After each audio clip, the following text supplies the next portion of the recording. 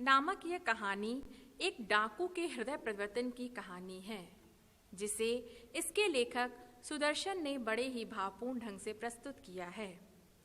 सुदर्शन का वास्तविक नाम बद्रीनाथ भट्ट था। इनकी प्रमुख रचनाएं पुष्पलता, सुप्रभात, परिवर्तन, पनघट, नगीना आदि हैं। इनका प्रसिद्ध उपन्यास भागवंती है। सुदर्शन ने अपनी कहानियों में आदर्श की प्रतिष्ठा की है। यह कहानी बाबा भारती नामक ऐसे व्यक्ति की है जो अपने घोड़े सुल्तान से बहुत प्रेम करता है।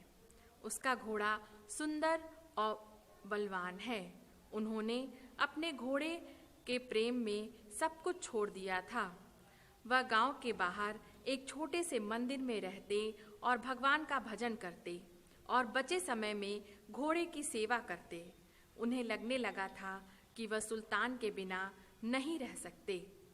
वह उसकी चाल पर लट्टू थे और रोज शाम को सुल्तान की पीठ पर बैठकर 8-10 मील का चक्कर लगाते थे। खड़ सिंह उस इलाके का प्रसिद्ध डाकू था। लोग उसका नाम सुनकर कांपते थे। सुल्तान की कीर्ति उसके कानों तक भी पहुंची। उसका हृदय उसे देखने को अधीर था। एक दिन बाबा भारती के पास पहुंचा और नमस्कार करके बैठ गया। बाबा भारती ने पूछा, खड्ग सिंह, क्या हालचाल है? आपकी दया है। कहो, इधर कैसे आ गए? सुल्तान की चाह खींच लाई है। विचित्र जानवर है, देखोगे तो प्रसन्न हो जाओगे। मैंने भी बड़ी प्रशंसा सुनी है उसके बारे में। उसकी चाल तुम्हारा मन मोह लेगी। कहते हैं देखने में भी बड़ा सुंदर है। क्या कहना, जो उसे एक बार देख लेता है उसके हृदय पर उसकी छवि अंकित हो जाती है। बहुत दिनों से अभिलाषा थी, आज उपस्थित हो सका हूं। दोनों अस्तबल में पहुंचते हैं। बाबा ने घोड़ा घमंड के साथ दिखाया और खड्ग सिंह ने आश्चर्य से देखा। ऐसा घोड़ा उसने कभी ना देखा था। उसे लगा यह घोड़ा उसके पास होना चाहिए। साधु को ऐसी चीजों से क्या लाभ? वह फिर बोला, बाबा जी, इसकी चाल न देखी तो क्या देखा? बाबा जी ने घोड़ा खोल दिया। घोड़ा वायु वेग से उड़ने लगा। खड़ सिंह के हृदय पर सांप लौट गया। आते जाते उसने कहा, मैं यह घोड़ा आपके पास रहने नहीं दूंगा। बाबा भारती डर गए। वह सारी रात अस्तबल की रखवाली करते थे। संध्या का समय था। बाबा भारती सुल्तान की पीठ पर सवार होकर घूमने जा रहे थे। वह प्रसन्न थे, उनकी आंखों में चमक थी। तभी आवाज आई, ओ बाबा, इस कंगले की सुनते जाना।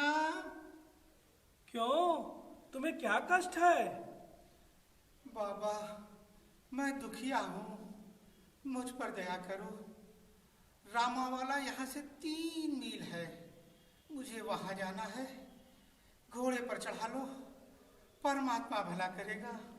वहां तुम्हारा कौन है? दुर्गा दत्त वैद्य का नाम तो सुना होगा। मैं उसका सौतेला भाई हूं। बाबा भारती घोड़े से उतर गए। उन्होंने अपाहिज को घोड़े पर सवार किया और खुद घोड़े की लगाम पकड़कर चलने लगे। सहसा एक झटका लगा। उनके हाथ से लगाम छूट गई। उनके आश्चर्य का ठिकाना न रहा। वह अपाहिज घोड़े की पीठ पर तन कर बैठ गया और घोड़े को दौड़ाए लिए जा रहा था। वह अपाहिज डाकू खड़ सिंह था। वह बोले, जरा ठहर जाओ। बाबा जी, घोड़ा अब न दूंगा। परंतु एक बात सुनते जाओ, यह घोड़ा तुम्हारा हो चुका। मैं तुमसे वापस करने के लिए नहीं कहूंगा। केवल एक प्रार्थना है, उसे अस्वीकार न करना, मेरा दिल टूट जाएगा। मैं आपका दास हूं, केवल यह घोड़ा न दूंगा। अब घोड़े का नाम न लो, मैं तुमसे इसके विषय में कुछ न कहूँगा। मेरी प्रार्थना केवल यह है कि इस घटना को किसी के सामने प्रकट न करना। बाबा जी, इसमें आपको क्या डर है? लोगों को यदि इस घटना का पता चल गया तो वे किसी गरीब पर विश्वास नहीं करेंगे। बाबा भारती यह कहकर चले गए, परंतु खट सिंह के आंखों में उनके शब्द गूंजते रहे। उसने सोचा, कैसे ऊंचे विचार हैं, कैसा पवित्र भाव है। उसने उस घोड़े के बारे में नहीं सोचा जिससे वह बहुत प्रेम करता है, बल्कि उन्हें यह ख्याल आया कि कहीं लोग गरीबों पर विश्वास करना ना छोड़ दें। ऐसा मनुष्य नहीं, देवता है। वह रात के अंधकार में बाबा भारती के मंदिर में पहुंचा और सुल्तान को उसके स्थान पर बांध दिया। इस समय उसकी आंखों में नेकी के आंसू थे। सुबह जब बाबा भारती ने घोड़े की हिनहिनाने की आवाज़ सुनी तो आश्चर्य और प्रसन्नता से घोड़े के पास गए और उससे लिपटकर रोने लगे। और उन्होंने संतोष भरे स्वर के साथ कहा, अब कोई गरीबों की सहायता से मुंह न मोड़ेगा। इस प्रकार इस कहानी में अच्छाई की जीत तथा बुराई की हार हुई।